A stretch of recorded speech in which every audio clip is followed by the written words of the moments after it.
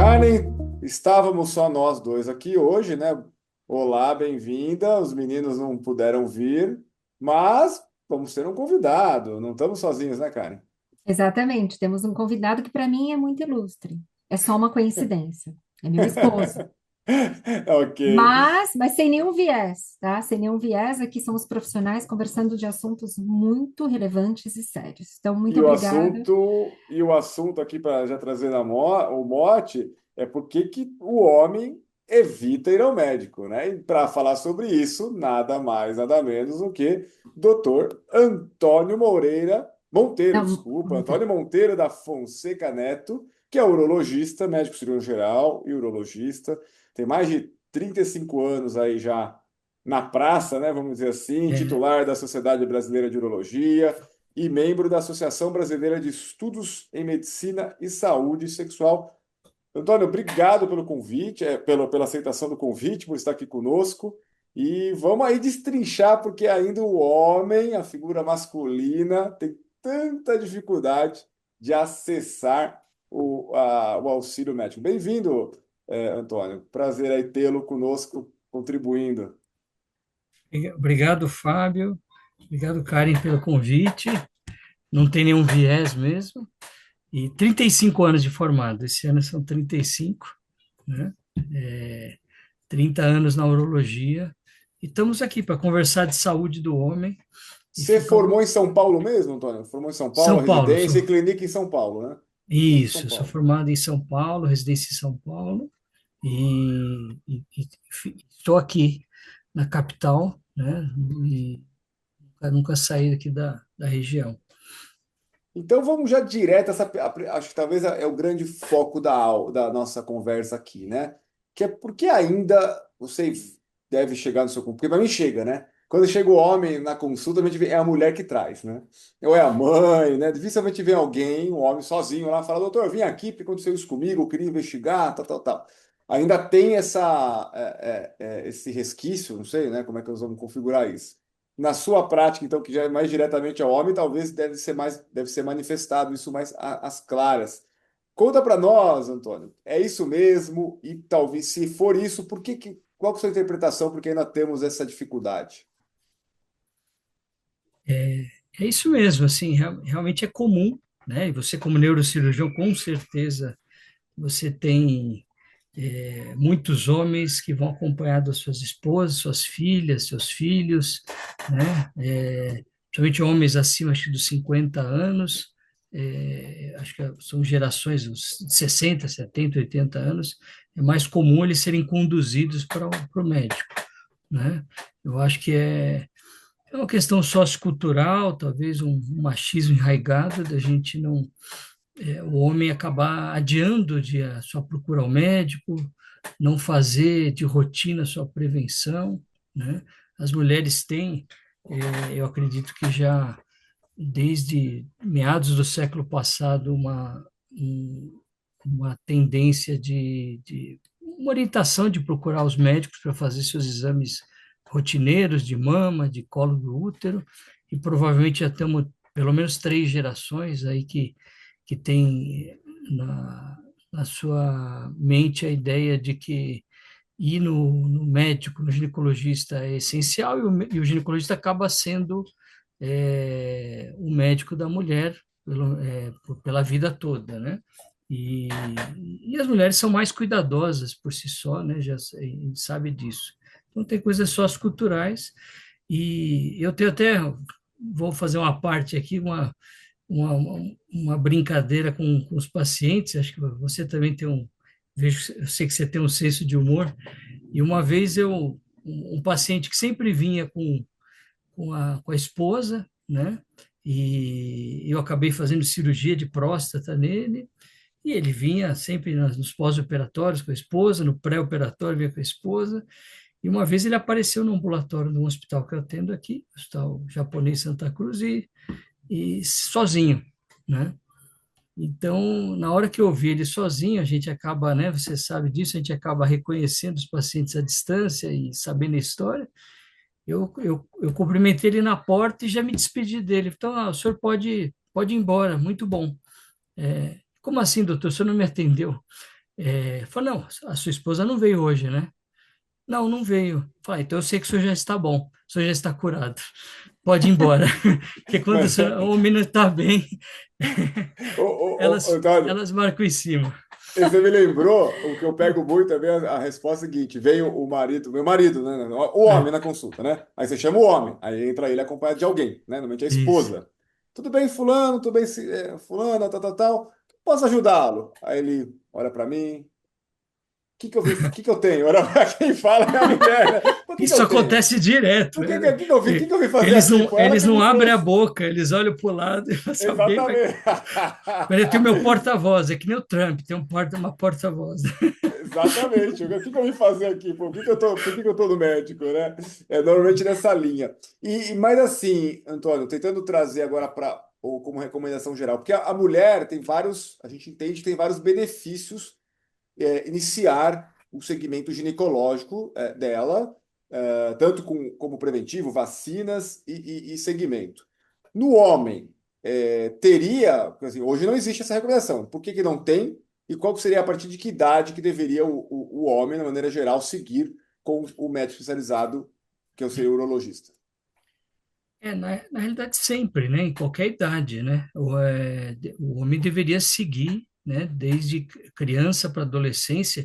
Existe campanhas até da Sociedade Brasileira de Urologia com adolescentes, para as famílias. E isso eu acabo tendo na minha prática, como a gente tem o Novembro Azul, né? Acabamos de encerrar o Novembro Azul, que simplesmente são datas, né, que a gente tem os meses relativos aí ao Outubro Rosa, Novembro Azul, Dezembro, Setembro Amarelo, são simplesmente modos de você alertar a população, olha, precisa cuidar dessa doença, mas precisa ir no médico fazer suas prevenções.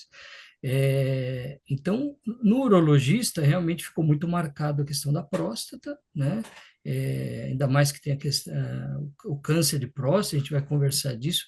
Próstata tem várias doenças, não é só o câncer, mas o câncer virou acabando sendo mote para atrair o homem ao consultório de urologista a partir dos 50 anos, é a recomendação atual, né? Em alguns casos a gente pode discutir isso aí, antecipa-se, no consultório, teoricamente, eu oriento as mães que vêm, e isso é uma parte também, né? O urologista não é o médico do homem, ele é o médico do homem e da mulher, né? Ele não é médico exclusivo do homem. Isso o leigo, por muitas vezes, confunde, né? Ah, o urologista não cuida de mulher. Não, cuida sim, por conta de problemas renais, infecções, tumores, né? A única coisa é que a gente cuida da parte sexual do homem, né? Genital, sexual do homem, e nesse caso é o ginecologista que vai cuidar. É, agora, os jovens, os homens deveriam continuar indo no médico, e o urologista seria o médico que também acompanharia a criança é, e o menino, e depois ele adolescente, porque você tem uma série de patologias genitais, as fimoses, palanopostites, no caso da puberdade, vai ter o desenvolvimento dos testículos, a parte hormonal, a gente encontra varicocele, que são as varizes nessa época, nos 13, 14, 15 anos se destaca varizes no escroto, e que pode causar infertilidade, e a maioria dos homens não vai perceber isso. São coisas que passam desapercebidos. Então, em geral, o que acontece muito, né? Voltando àquela questão que eu falei da cultura das mulheres no ginecologista, normalmente as famílias, quando a menina menstrua, ela vai para o ginecologista a primeira vez e vai continuar acompanhando, ela vai ter um médico. E o menino, se for um menino de 8, 9, 10 anos, que for saudável, né? Ele deixa de ir até no pediatra, né? A família nem leva no pediatra mais, ou leva no pronto-socorro, e aí você não tem o acompanhamento adequado.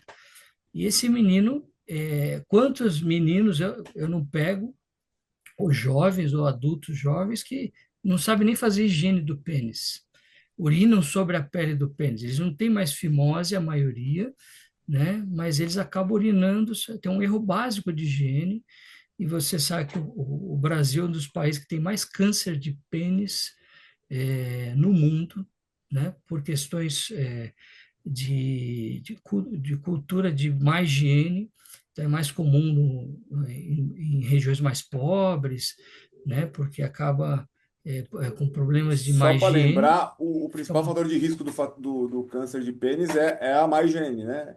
Má Inclusive, higiene. inclusive o judeu que tem Circuncisão, a né? circuncisão tem menores índices, né, nos judeus aí, seria isso? Porque seria Praticamente não menos. existe câncer de Inexiste, né? pênis e câncer de colo do útero, previne, né? Aqui no Brasil, a gente não tem a cultura, no caso dos judeus, você citou, é questão religiosa, e no caso dos americanos, por exemplo, Os culturalmente, americanos. eles fazem a Já no postectomia nascimento.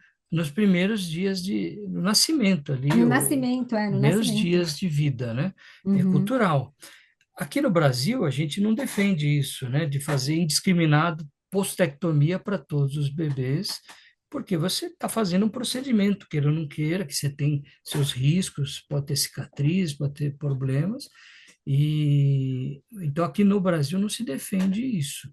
Mas você Mas acha, uma pergunta, mas você acha que isso seria preventivo? Poderia ser adotado como uma medida preventiva, principalmente para um país em desenvolvimento, em que se tem realmente, às vezes, pouco conhecimento, né, sobre higiene, não se tem tanto acesso, né, sei lá, a gente não tem nem um sistema de, como se diz? Nossa, me fugiu saneamento agora. básico Saneamento universal. básico, universal. Então, você acha que não poderia ser uma medida adotada pelo próprio Ministério da Saúde, etc., de começar também a induzir, sei lá, esse procedimento no nascimento dos É, meninos, pensando a longo prazo? são políticas públicas que a gente tem cobertor curto aqui no Brasil, né, de financiamento da saúde, né? O Uhum. SUS dá uma ampla cobertura, mas ele tem as suas deficiências de gestão, né, e de financiamento. Então, são coisas que precisa de se discutir. Talvez regionalmente, talvez em algumas áreas seria recomendável. Olha, vamos fazer grandes mutirões. A Sociedade Brasileira de Urologia fez e faz com alguma frequência mutirões, né, de postectomia. Eu acredito muito em educação, né? A sua área, cara, você é psicanalista e professora. Eu acredito que a educação é o que revolucionaria esse país, né? Uhum. Para tudo, né? Para o bem, né? Na política, na saúde, em condições de trabalho, muita coisa. Então a gente, eu como médico, faço de formiguinha a educação, né, do paciente, como ele deveria comer melhor, se cuidar melhor. E uma coisa que eu aprendi no consultório é, independente da condição do paciente, eu atendo no SUS, atendo em consultório particular, num bairro bom aqui de São Paulo, eu não discrimino o paciente. Se o paciente chega de terno gravata no meu consultório, professor, doutor, em alguma área dele, eu mando ele deitar e examino, né? Sou médico, acho que nem o Fábio, old school, a gente ainda conversa muito com o paciente, examina, e não é raro eu pegar homens que têm boa educação e tal, e que têm problemas de cuidados do pênis e não sabiam que teriam que fazer de certa forma. É, então, talvez o que você está falando é uma discussão que teria que fazer pesquisas e análise, né, Uhum. de custo-benefício. É, mas eu acho que o principal é a educação e, e isso Uhum. evitaria muita coisa. Aí, voltando para o menino, realmente a gente pega nessa idade, 14, 15, 16 anos, vários problemas, né, que às vezes são, o indivíduo só vai descobrir quando ele casou, ele vai tentar ter filhos e às vezes a esposa não engravida, e depois que a mulher fez vários exames, descobre que ele tem que ir no urologista fazer um espermograma e você vai examinar. Ele tem uma varicocele, ele tem um problema do testículo que ele não se atentava e que se fosse tratado na adolescência, você teria menos problemas, né, menos consequências. Então, Uhum. realmente, é lógico que voltando à sua pergunta inicial, né, Fábio? O homem precisaria todo ano no urologista? Provavelmente não. Mas se você levar seu filho de 8, 9, 10 anos, a um urologista, depois ele com 12, 13, 14, ter um contato. A gente começa, né, a falar de sexualidade, orientar, né, e um profissional, fora o pai e a mãe, né, às vezes o jovem ele começa a escutar, apesar de a gente saber que essa fase é uma fase difícil do jovem, ele está se descobrindo, às vezes ele tem dificuldade de se comunicar com pessoas que não são da faixa etária dele, mas se você acolhe ele, escuta e não impõe nada, mas orienta, né, tecnicamente respeita Uhum. a capacidade dele de intelectual, eles vão começar a se cuidar e eu tenho experiência de que tem jovens que com 14, 15 anos vem arrastado no consultório e no ano seguinte ele está voltando sozinho, às vezes. Ele não quer nem que o pai e a mãe entrem na sala, porque ele quer conversar comigo, né? Coisas que ele sabe que eu vou abordar de forma técnica, não vou julgar ele, escolhas que ele está fazendo, mas eu vou orientá-lo tecnicamente. Então, Esse é um assunto muito interessante que você trouxe, porque hoje nós temos a questão da inteligência artificial, ChatGPT, Google, etc. Isso é uma porta, né? Nós sabemos que ou é o portal do céu ou é de Arden, né? A gente sabe bem disso. E um dos primeiros lugares que eu acho que esses jovens hoje vão, meninos, meninas e homens, tanto faz, todos nós, é justamente a gente busca essas ferramentas, né? Como ali o oráculo da grande verdade. E o que vem ali, a gente não sabe, tem muita má informação, né? O que tem hoje na rede social, na internet, enfim, é muito complexo. Então, por exemplo, para os profissionais de saúde, de forma geral, até mesmo mães e pais que vão assistir, que estão assistindo hoje esse podcast, né? Não seria interessante já levar essa criança, levar esse menino já de primeira, antes que outras informações venham de fora, é o que você falou, já começar com 8, 9 anos, né? Quando vai entrar ali puberdade, enfim, essa mudança hormonal toda que vem como uma avalanche que ele nem se compreende, né? sim. Já levar, falar, olha, não espera, não espera ver se tem alguma coisa errada acontecendo, já leva, porque tem as questões também, né? A sexualidade, o início dessa sexualidade, né? E as infecções também sexualmente transmissíveis, né? A importância de falar sobre isso, porque é um tabu ainda dentro de muitas casas, né? O que chega no seu consultório? O que você tem visto desses meninos quando eles começam a falar sobre sexualidade? Então, o que eu vejo é o seguinte, como eu sou formado há 35 anos, né? Então a gente vem de uma geração analógica e hoje nós estamos no século XXI, quer dizer, passou o primeiro quarto do século XXI, é impressionante, né? Eu que sou da época que a gente estava com medo do bug do milênio, no ano 2000, E acabar o mundo. e o milênio está correndo numa velocidade impressionante.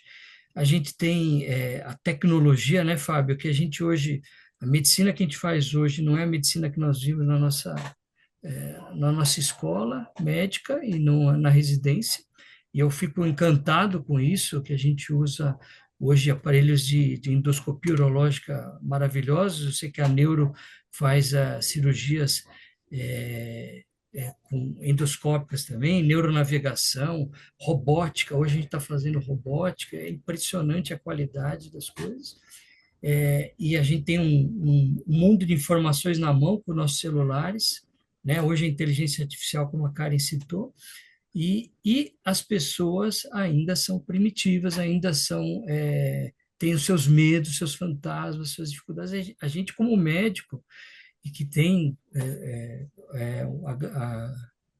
gratidão de ter uma boa formação e acesso, a gente tem recursos, e graças a Deus, então a gente tem que não entender que eles sabem das coisas. Os jovens não sabem, eles se perdem nas informações, eles têm dificuldade de usar preservativo, do mesmo jeito que há 40, 30, 40 anos atrás. Então, eles têm um boom de informações, mas eles têm dificuldade de lidar. Então, eles precisam de orientadores, eles precisam de referência, né? e senão eles ficam perdidos e acabam desviando, né? E aí você tem riscos, é lógico que hoje a gente tem um pouco mais de recurso, você tem vacina para HPV, que é uma coisa que hoje a gente orienta para meninos e meninas a partir de 9 anos na rede pública, então o SUS disponibiliza vacinas para HPV, mas isso eu falo para o jovem, olha, o fato de você tomar vacina, você não está blindado contra doença sexualmente transmissível. Você continua tendo que ter responsabilidade, usar preservativo, né? Porque outras coisas estão aí, né? O risco de gravidez indesejada, mas as doenças é o principal, né? E às vezes fica a ideia de que, olha, eu vou na farmácia, tomo um antibiótico e resolvo. Ou que a gente que pegou uma geração que HIV, AIDS matava, e hoje a gente não vê igual, né? Ainda mata, ainda são doenças que você vai tomar remédio, você vai controlar, então fica parecendo de Que é uma coisa que não simples, tem né? problema, então eu posso.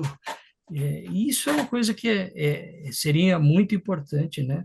O jovem está vindo no urologista, que eu acho que a menina, quando vai no ginecologista, ela acaba tendo um profissional que dá uma referência para ela, orienta o anticoncepcional, reforça a questão do uso do preservativo, de se cuidar, né? Então, eu tenho plena convicção que as mulheres são muito mais conscientes, né?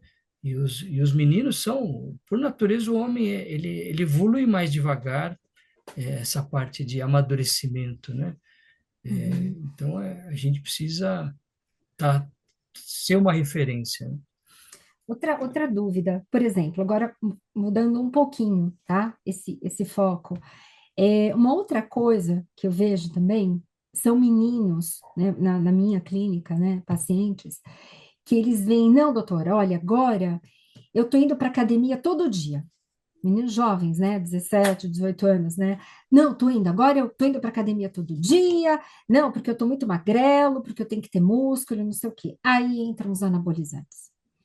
E aí eu acho que agora que nós temos outra vez o papel do urologista falando um pouco, né? Porque eu acho que está tudo muito interligado, né? O nutrólogo, a medicina esportiva e por aí vai, as informações da internet e o que é esse impacto que o profissional tem que levar mesmo para esse menino? Não, não é bem assim, vamos ver, né?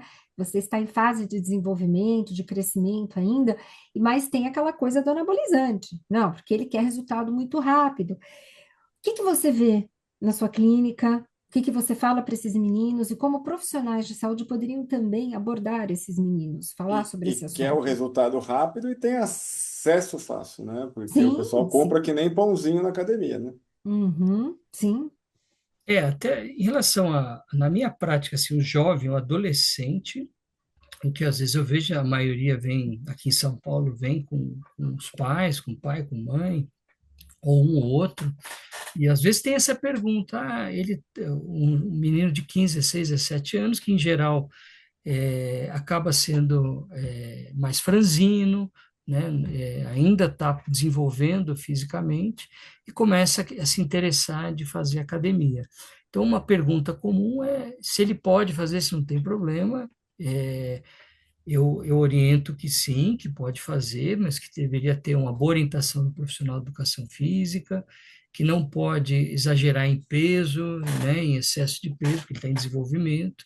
Ele tem que, o que aquela máxima que a gente tinha, criança e jovem, tem que brincar, tem que ser lúdico, né, tem que experimentar as coisas, mas sem exageros, né?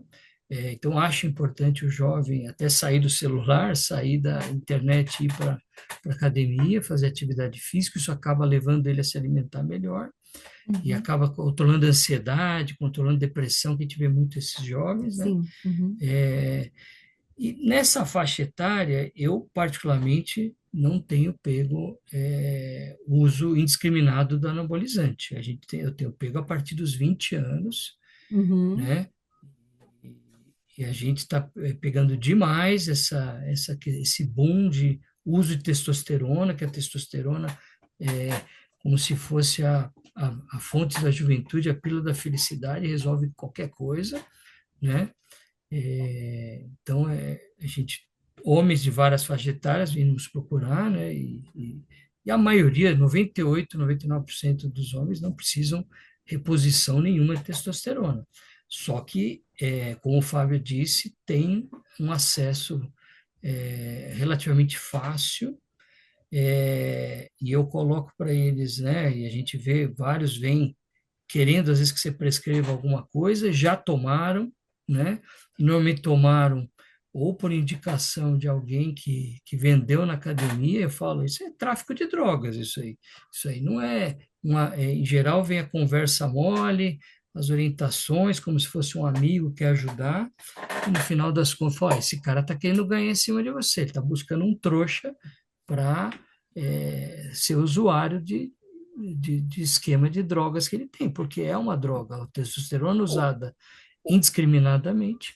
é isso que eu queria É, perguntar, Antônio. E qual que, assim, qual que são os grandes problemas que advém desse uso indiscriminado, principalmente para a molecada com 20, 25, 30 anos, né? Que dá para destacar aqui, porque a galera só vê o que então, o que está na mídia, né? Ganha massa, fica mais forte, porque sim, de sim. fácil aumenta a massa muscular. Claro que Eu é até falo, visível, né? até falo que é uma droga no sentido assim, qualquer um de nós, homens, né, que usar testosterona, e hoje estão vendendo até para mulher usar, Exatamente, eu falo para e a mulher também, é. a gente vai, eu não sei, a sua testosterona, Fábio, a minha, hoje, a gente dosava lá, está 400, 300 e pouco, 400, 500, está dentro de uma faixa laboratorialmente considerada adequada, e você tá bem, vamos injetar testosterona, vamos usar testosterona e subir esse nível.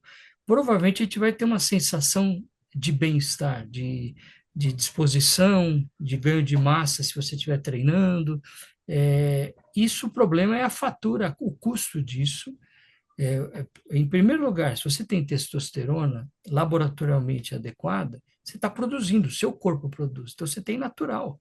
E aí você está comprando externo, você está bloqueando o seu eixo, né? Você sabe bem disso, tem o eixo FSH-LH, que no cérebro regula o nosso sistema. E nesses jovens aí que você citou essa faixa etária, a primeira coisa que vem à mente é a infertilidade. Você começa a usar testosterona exógena, você vai gerar infertilidade. Então, não é raro homens que vêm para saber da sua fertilidade, que a esposa não está engravidando, e às vezes não te fala nada de que estão usando alguma coisa, mas você é, deduz que fala, você já não usou alguma coisa, você percebe pelo físico do indivíduo, né? Mas Pelo não, eles vão jeito. falar, É, toma, eu frango com batata já doce. usei. Então, eu já usei algumas coisas, uns esquemas, mas sempre tem uma conversa de que, Não, não, mas não normal, a gente foi. sabe, né? Existe, É, o pessoal não vai falar, né? Só tem uma, fica um ambiente, né, de falar essas coisas. É na academia, o pessoal não fala, né? Tem que ir pegando pela beirada, né, Antônio? pela beirada, pela beirada. A gente que é macaco velho acaba pegando. Você, não, então. Afinal, Antônio, você olha pro rapaz, você vê um cara gigante. Sim, Aí eu falo, olha, lagartixa não vira jacaré só comendo, comendo proteína extra, porra. Tem que tomar algum, né, um veneno junto aí, pô. sim, então. E a gente hoje tem estudos mostrando a influência no músculo cardíaco, no miocárdio, nas fibras cardíacas, do uso indiscriminado de anabolizante em jovens da faixa dos 30 anos, que aumenta o risco de arritmia, aumenta o risco de evento cardiovascular, né? E a gente vira e mexe, houve uma história de um cara fisiculturista ou um atleta que de 32, 34 anos caiu duro na academia ou em algum Ô, lugar. Antônio, e a microorquidia? Encolhe mesmo? Porque não vai bloquear o eixo, né? Aí não te estimula mais o Sim, testículo, e então, aí? o uso prolongado e crônico pode atrofiar testículo, né? Atrofia do testículo. Pode diminuir testículo, porque você está bloqueando o eixo hipotálamo ali, e hipófise e o testicular, E né? gônada. E as Hum, gônadas, e você está gerando infertilidade, que normalmente é transitório, né? O problema é que a maior parte desses indivíduos que usam indiscriminado, eles começam a usar altas doses e eles começam a não aceitar quando ele desmama, quando ele tenta tirar, É. ele não fica bem, né? E ele acaba não aceitando, ele não dá o tempo para o organismo dele recuperar, né? Mas a gente tem tratamentos para tentar melhorar a produção de testosterona sem uso do anabolizante, né? Tentando usar medicações para estimular, para voltar, e a regular a fertilidade. Tem que acompanhar, né? Tem que estar acompanhando, mas existem cuidados, riscos para o fígado, riscos hematológicos, né? A gente Uhum. acompanha, homens acima da. Sim, Mentais. mental. Uhum. Então, você falou, você me lembrou, eu sabia que eu ia contar uma historinha também. Uma vez eu tenho um paciente vários pacientes que eu faço reposição hormonal, porque são hipogonádicos, eles têm Uhum. deficiência de testosterona, às vezes já jovens a gente identifica isso e vai acompanhar. E eu tenho um paciente na faixa dos 60 anos, que eu acompanho já há uns 15 anos usando, e ele estava usando a testosterona de longa duração, que é de trimestral, laboratorialmente estava tudo bem, correndo tudo bem, te acompanha a próstata, você pode ter aumento de próstata acelerado por causa de uso, acompanha enzimas hepáticas, o hemograma, você pode ter uma hipercoagulabilidade do sangue, com uso de testosterona. E a gente mantendo níveis dentro do normal, não exagerados, mas só que essa testosterona de longa duração. E aí, conversando com ele, estava tudo bem, ele estava se sentindo bem, a parte sexual tudo bem. Aí, uma coisa, ele só falou assim: doutora, a única coisinha, eu estou com pavio curto, né? A esposa falou assim: a minha esposa está querendo até me largar. Eu estou brigando qualquer coisa no meu serviço. Aí eu falei: mas isso começou recente, não é da sua personalidade? Não, começou há alguns meses agora. Falei: isso pode Uhum. ser da testosterona, né? E aí eu acabei mudando a testosterona dele, nesse caso, dessa trimestral, para o diário, um androgel, que é um produto que você usa diariamente, o homem passa no corpo, na pele, para absorver, né? E ele tem um ciclo só no dia. Então, ele Uhum. não vai ter muito altos níveis, mas vai regular a testosterona diariamente. E caso o indivíduo tenha algum efeito colateral, você simplesmente não passa naquele dia e você já vai caindo os níveis e tudo bem. Quando você dá a injeção, você vai ter que esperar o tempo da injeção terminar, né? No caso dessa longa duração, a maioria se dá muito bem com ela, tem um bom efeito que é melhor até do que talvez o Fábio conheça as antigas, que é o Deposteron, Durateston, que é muito usado em Deca e academia, dura, né? que dão Deca e dura. exatamente, que dão altos Uhum. níveis de testosterona em poucos dias, mas em 15, 20 dias ele está caindo. Então você tem uma montanha russa. E isso afeta a personalidade do indivíduo. Então, acredito que muitos indivíduos que são mais agressivos, que são mais estressados, que têm, às vezes, algum distúrbio até psiquiátrico, tem, às vezes, a ver com o uso indiscriminado, né? E esse E paciente, até quando eu troquei, ele melhorou, né? Ele voltou para o nível na faixa de 400 testosterona, ele estava bem, era o nível que ele precisava, e ele parou e falou assim: melhorei, tô calminho, tô no meu normal, né? Eu estou agora, aqui, olha. Ô, Fábio, engraçado, pode desculpa te falar. falar, não, o que eu queria saber, engraçado Imagina. é que até nesse ponto, em teoria de promoção de saúde, até é difícil o homem procurar auxílio, né, Antônio? A gente está falando de alguns pacientes seus, talvez por algum pregresso de doença, mas eu acho que dificilmente até o rapaz saudável, a gente falou lá atrás, então, a criança, o adolescente, melhor o adolescente também acaba não indo, né, Sim, culturalmente falando, depois ele começa essa fase de adulto jovem, academia, tal, numa situação de fé sexual, também não procura o lojista, né? Então, assim, mais um marco aqui colocando, a gente tá destrinchando um pouquinho sobre o tema, que é legal, mas para Uhum. colocar, então, é mais um apontamento de que não vai, né? sim, Vai normalmente quando já deu problema, né? e- e- Então, um susto, alguma exatamente. coisa assim, né? O homem vai, em geral, ele vai no limite, e como a Cari citou, uso hoje de ferramentas de inteligência artificial, de pesquisa, eles vão pesquisar um monte de coisas, eles vão tentar se virar, e aí quando ele não dá conta é que ele vai procurar um médico, né? Ele vai no especialista. Uhum. Uma coisa que você perguntou de faixa etária de jovens, né? Uma coisa interessante que eu acho marcante é o indivíduo talvez no pré-nupcial, né? Era uma coisa que antigamente se fazia. O Sim, homem, quando vai casar ou vai iniciar um relacionamento, olha, vá fazer seus exames, né? sim. Vá no médico especialista, faça a sua sorologia de doenças sexualmente transmissíveis, faça exames, um check-up, né? Seria o pré-nupcial, né? É Então, a outra. gente, isso que você está falando é muito interessante, porque eu acho que como as coisas abriram demais, os relacionamentos se abriram demais, agora indo para a minha parte aqui, é um grande risco, isso não é saudável, gente. Eu vejo na clínica, isso dá PT, isso dá problema, tá? Porque você tem que, em primeiro lugar, ter respeito com você, né? Seu corpo é um templo sagrado, né? Para você deixar uma outra pessoa chegar perto de você, né? Penetrar em você, tem que saber quem é esse indivíduo, o que que ele está trazendo aí, né? De doenças, de infecções, de, enfim, uma gama de coisas. E era o que se tinha antigamente, realmente, né? Não digo nem antigamente, não vamos tão atrás, não, né? Que era realmente o pré-nupcial.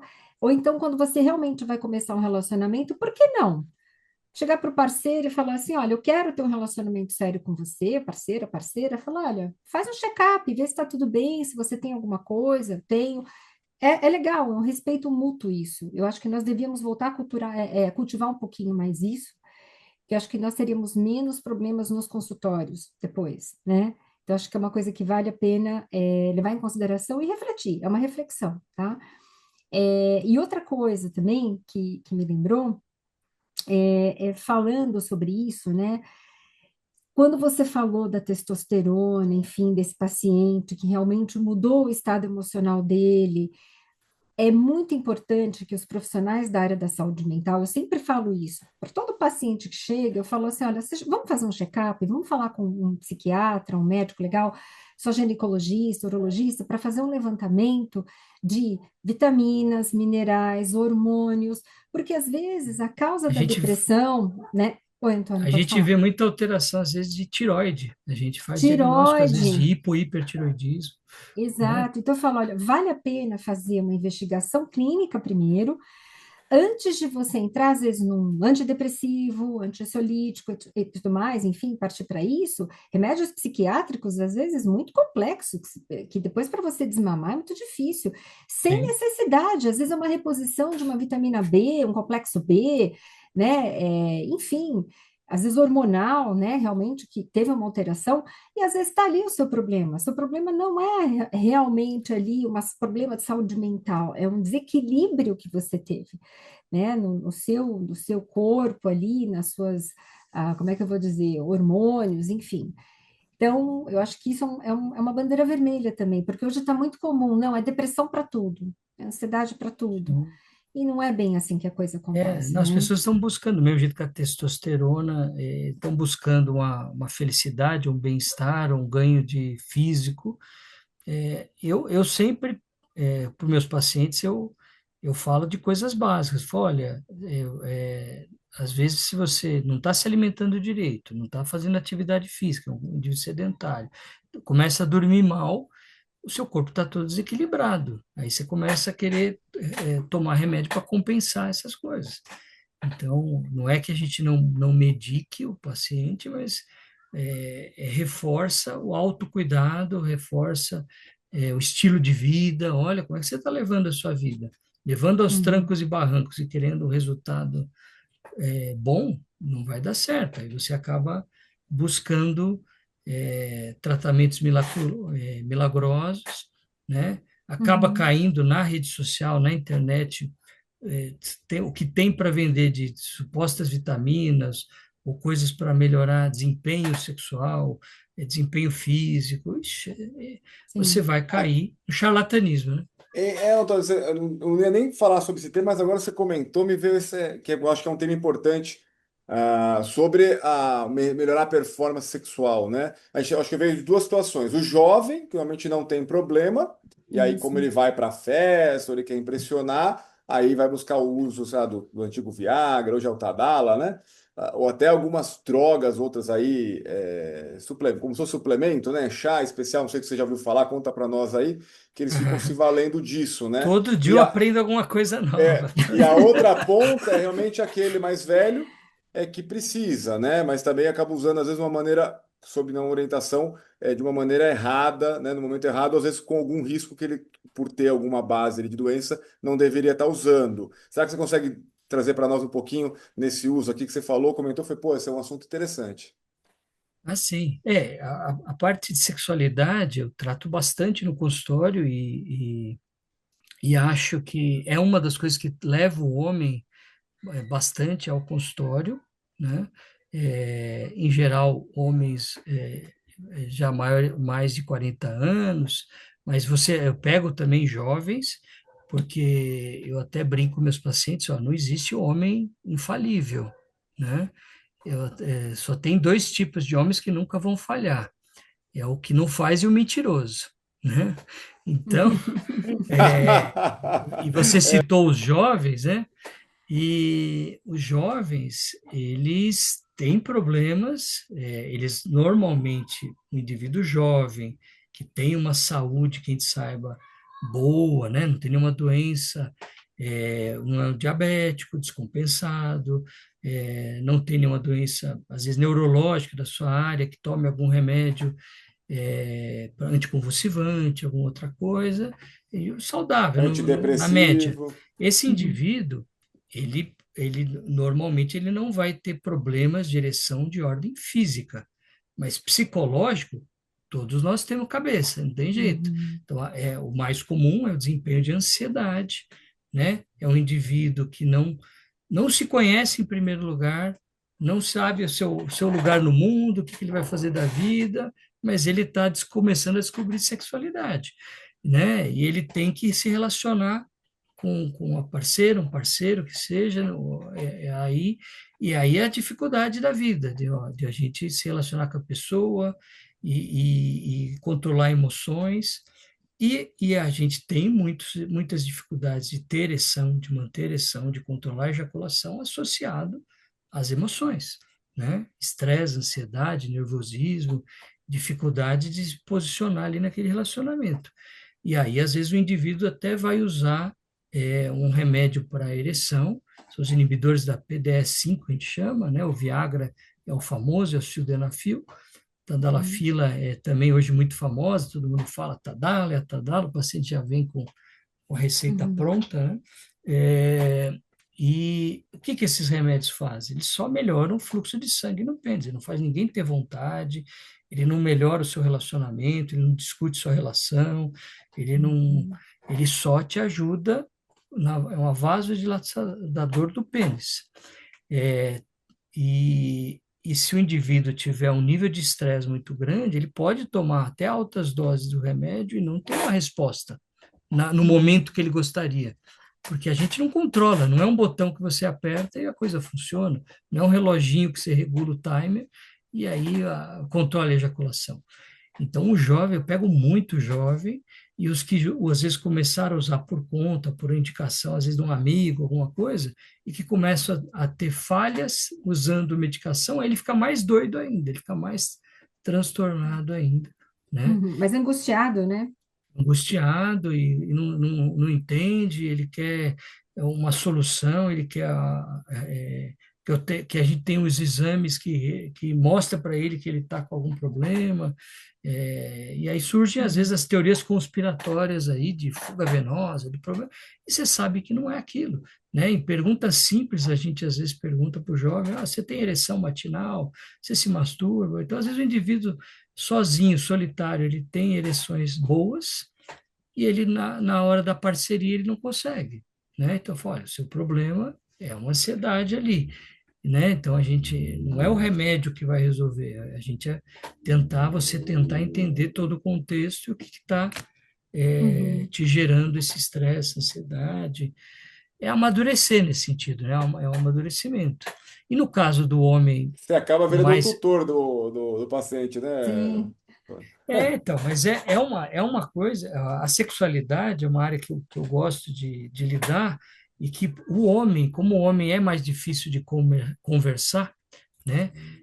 E os homens mais velhos, que aí já podem carregar problemas de saúde, mas então aí você vai ter às vezes a questão psicológica envolvida, porque o homem mais velho não deixa de ter às vezes uma ansiedade, alguma dificuldade dele psicológica, mas ele pode estar carregando um aumento de colesterol, triglicérides, problemas hormonais, que são uma Diabetes. diabetes mal controlada, pega muito diabético não controlado.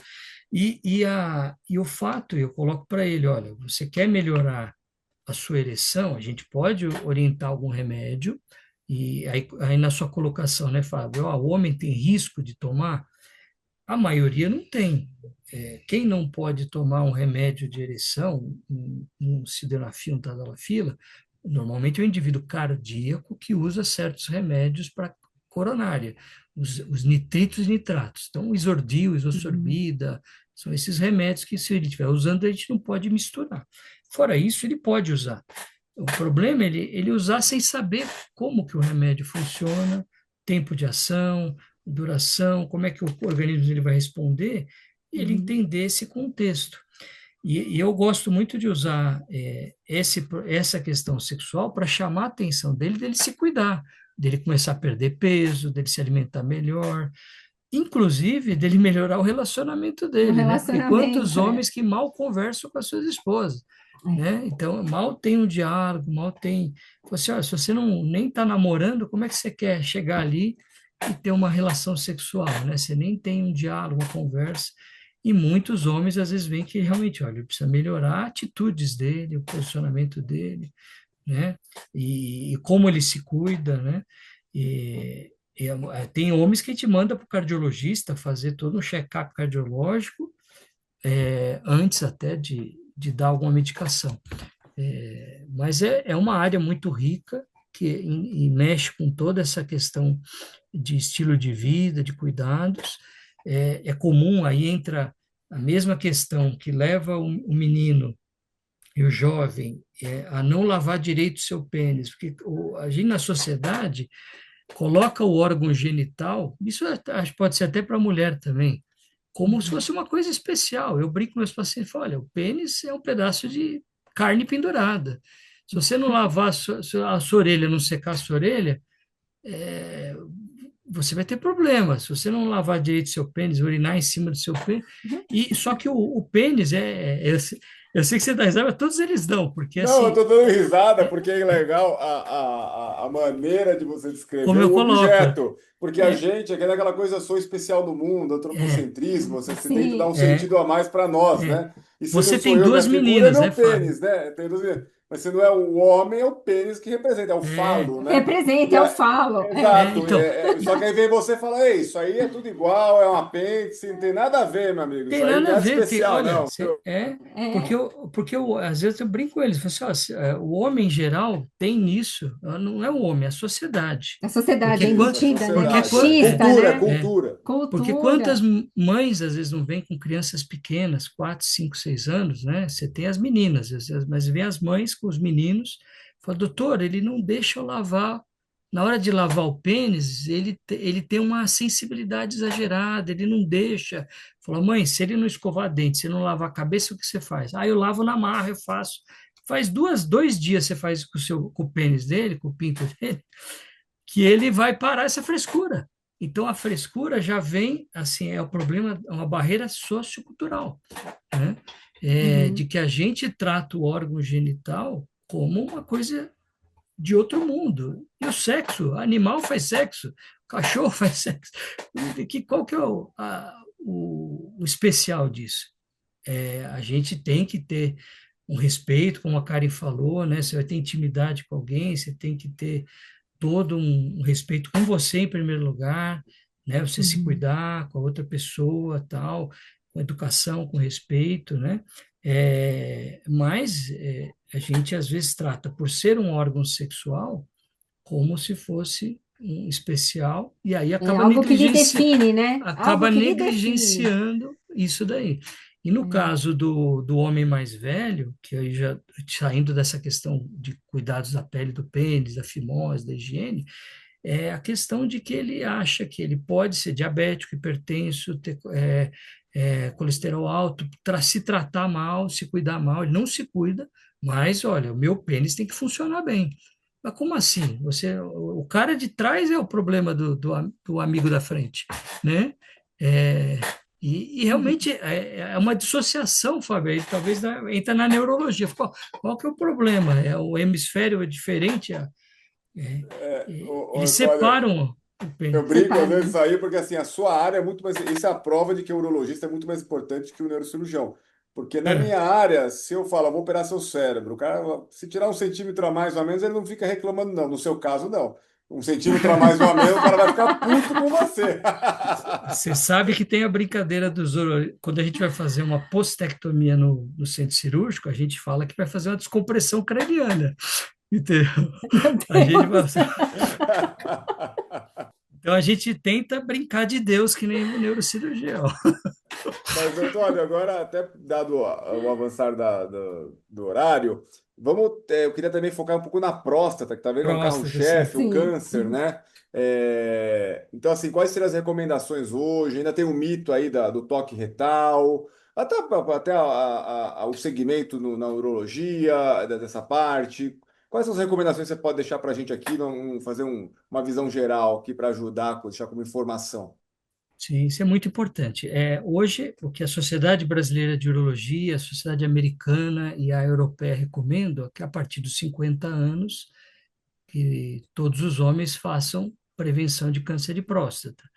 Antes dos 50 anos, em torno dos 45, quem for afrodescendente e quem tem história de parentes de primeiro grau. Você tem o pai, irmãos que tiveram câncer de próstata, é interessante fazer aos 45, começar precocemente, aos 45 anos, né?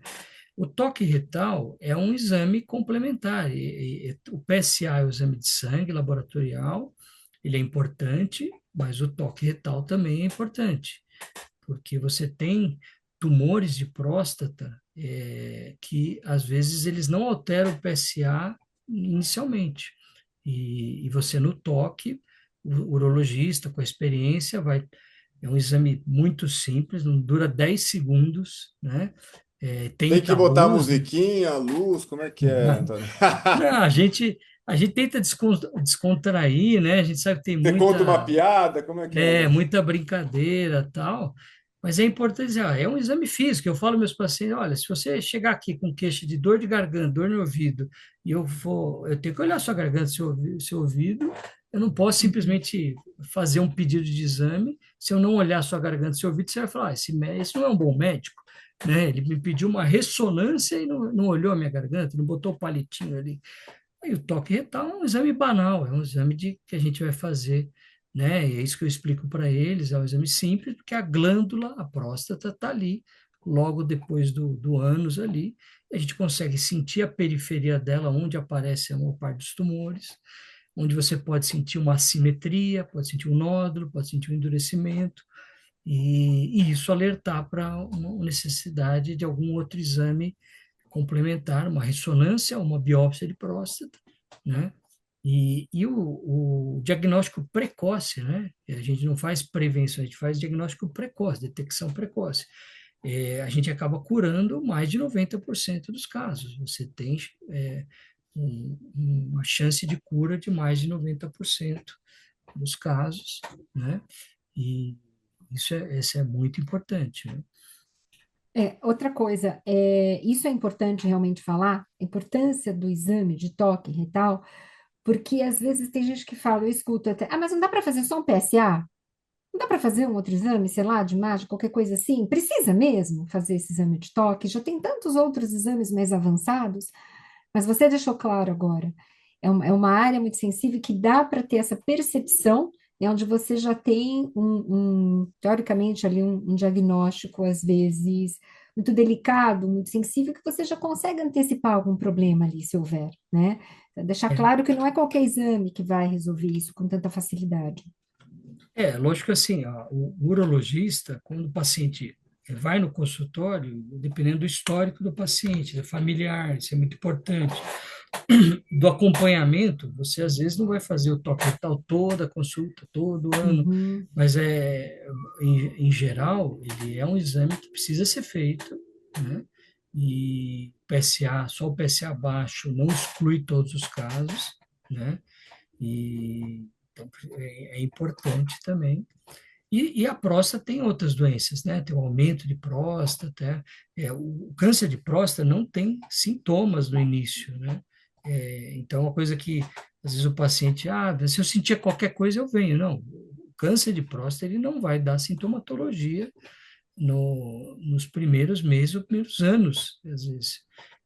O que a gente vai ter de sintomatologia é o crescimento da próstata, a hiperplasia prostática que a gente tem bastante casos. A partir dos 50 anos é comum desenvolver, às vezes, um crescimento de próstata que vai levar a uma diminuição do fluxo urinário, às vezes aumento de frequência urinária, mas aí não seria relacionado diretamente a câncer. É uma outra doença que tem tratamento clínico, eventualmente cirúrgico, né? E que você descobrindo precocemente, você evita também problemas da bexiga se desgastar por esforço, né? De riscos de infecção urinária e de piora de qualidade de vida, principalmente, né? Que é o que a gente vai vendo, né? uhum. Assim, Antônio, até fazer uma última pergunta, que eu quero simular o leigo aqui, né? Porque eu já tomei essa pergunta, né, uma vez. Porque a mulher, por exemplo, a depender do perfil genético, do histórico da mulher, até teve aquela atriz famosa, acho que é Angelina Jolie, que Angelina Jolie. fez a mastectomia profilática radical bilateral, né? E Isso. aí, por que que o homem, né, não poderia receber esse tipo, uma prostatectomia profilática, né? Vamos dizer assim, jogar essa pergunta para você, eu achei legal a pergunta do paciente, né?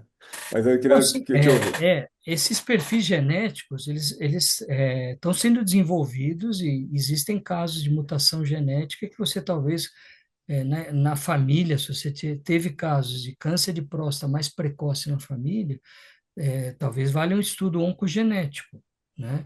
É que ainda não é uma coisa muito acessível para a população em geral, principalmente num país em desenvolvimento como o nosso, né? Mas isso são ferramentas que vão desenvolver cada vez mais, o genoma está sendo cada vez mais estudado, né? E essa parte genética. E talvez essa pergunta será que olha, eu tive casos assim, assim, assado de câncer na minha família, eu tenho a mutação genital, que é de um risco grande de ter, provavelmente seria interessante ainda não tem essa abordagem de você fazer prostatectomia radical preventivamente, né? Uhum. Mas eu acredito que talvez com o desenvolvimento da genética, ainda a gente talvez vai ter casos assim. Hoje estão sendo desenvolvidas mais terapias minimamente invasivas, terapias ablativas, são coisas que são ferramentas que a gente vai ter mais no futuro, e acredito que até futuramente a gente vai deixar de fazer as cirurgias tão radicais assim, e ter Uhum. terapias menos agressivas, né?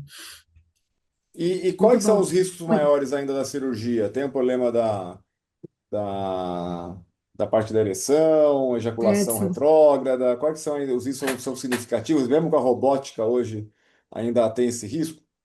A robótica é uma tecnologia que realmente deu um ganho de qualidade, né, na, na cirurgia radical impressionante, né, em termos de você tentar diminuir os riscos de incontinência e de disfunção erétil, de impotência associado às lesões de nervos, né?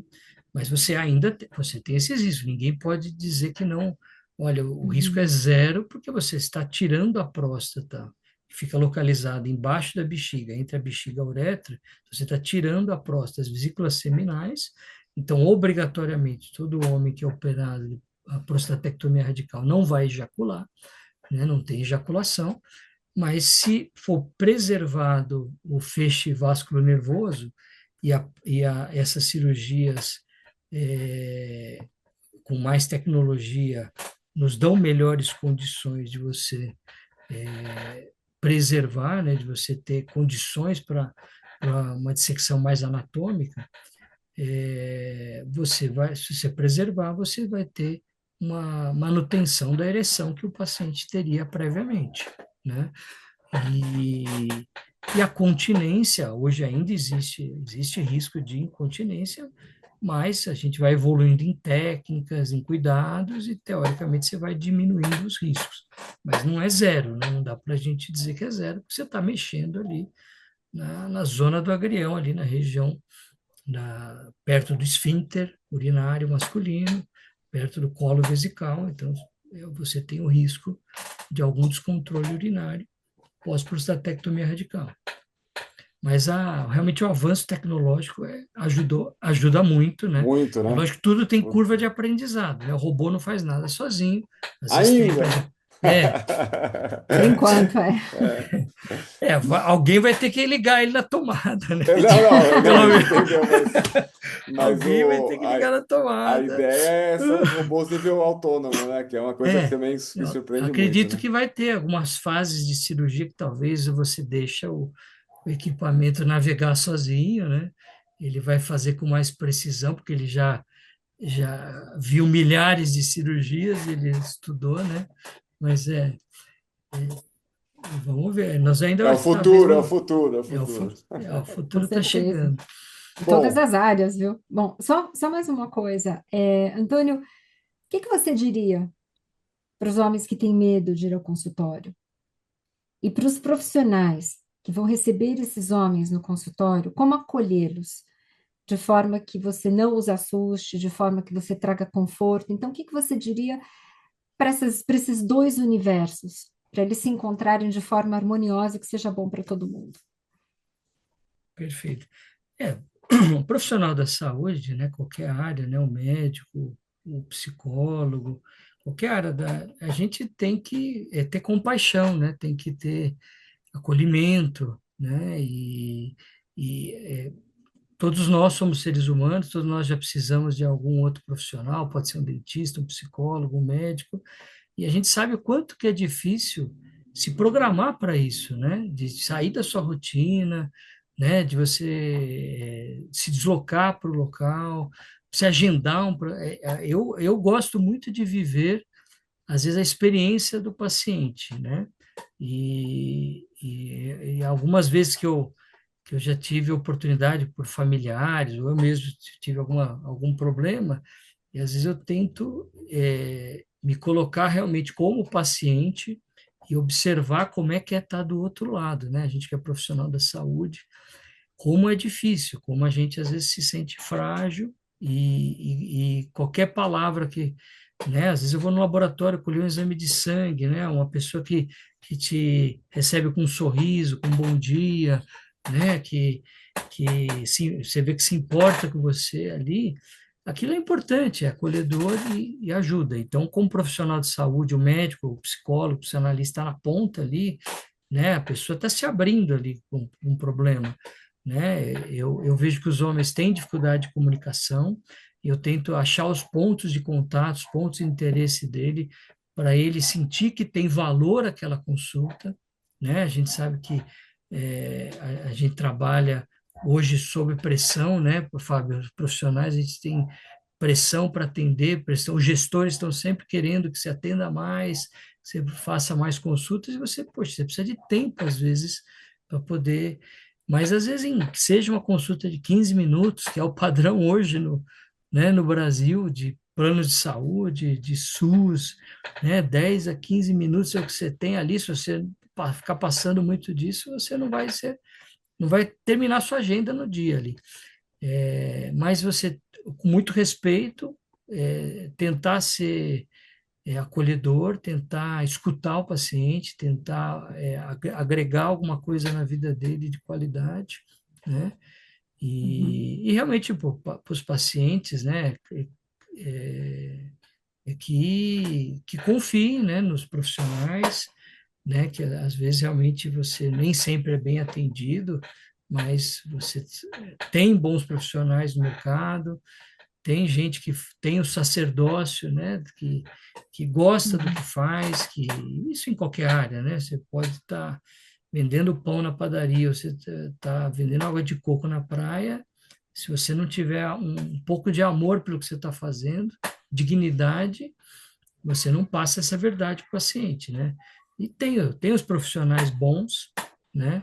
Que mesmo na pressão do dia a dia, na dificuldade que a gente atender uma agenda de 20, 25, 30 consultas, né, no dia, e você vai, às vezes, dar um a mais para o paciente, vai acrescentar alguma coisa para a vida dele que vai ser positiva e, e normalmente o médico, no caso o urologista, eu tenho pacientes de 30 anos que eu acompanho, pacientes que têm, você acaba, é um negócio também, é uma gestão do seu negócio, é uma coisa que o Fábio cuida, tem bastante contato com alunos, né? Acho que o seu podcast tem muito um apelo para os estudantes de medicina, residentes, é uma coisa que a gente não aprende na faculdade, é gestão de clínicas, né? E Uhum. gestão de consultório. A gente precisa receber, né, bem o seu paciente, que é o seu cliente também, e que a gente às vezes cultiva um relacionamento e cultiva um, um cliente, às vezes, para o resto da sua vida. Muito Exatamente. bem. E isso talvez pô, merece até ter uma conversa à parte, né? Porque no final é um negócio, né? E a gente, não, a gente só aprende a assistir, mas não a gerenciar. E aí gera um gap aí que insalubre Sim. e que gera questionamentos até na entrega da assistência e, do outro lado, fazer uma gestão Uhum. adequada para manter Sim. o serviço de longa data, né? Acho que é isso, É gente. isso. Obrigado. Acho que foi muito bom, porque até eu acabei aprendendo aqui algumas coisas. Mas, É uma área assim de muita importância, a uro, né, no sentido epidemiológico falando, né, do masculino. E você vê, né, eu acho esse destaque do começo, né, que a gente fica muito focando no parte do idoso, né, o adulto de meia idade, mas não, tem todo aí um segmento que o urologista é, pode e deve fazer a fim de melhorar aí a saúde, não só do voltando a... homem, como da mulher também, na parte, Sim. né, Sim. que a gente não falou do órgão reprodutor, que fica mais para o ginecologista, mas as outras partes também, né?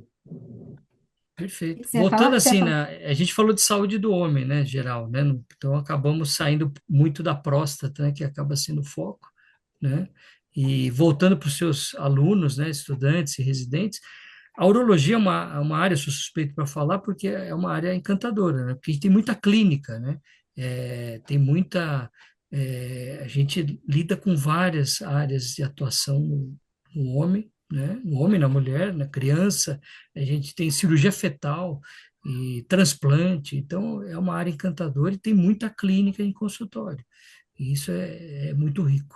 Mas agradeço o convite, viu, Fábio? Muito obrigado. Eu acompanho o seu podcast no YouTube e, e fico encantado aí com a sua dedicação e muito obrigado aí pela oportunidade.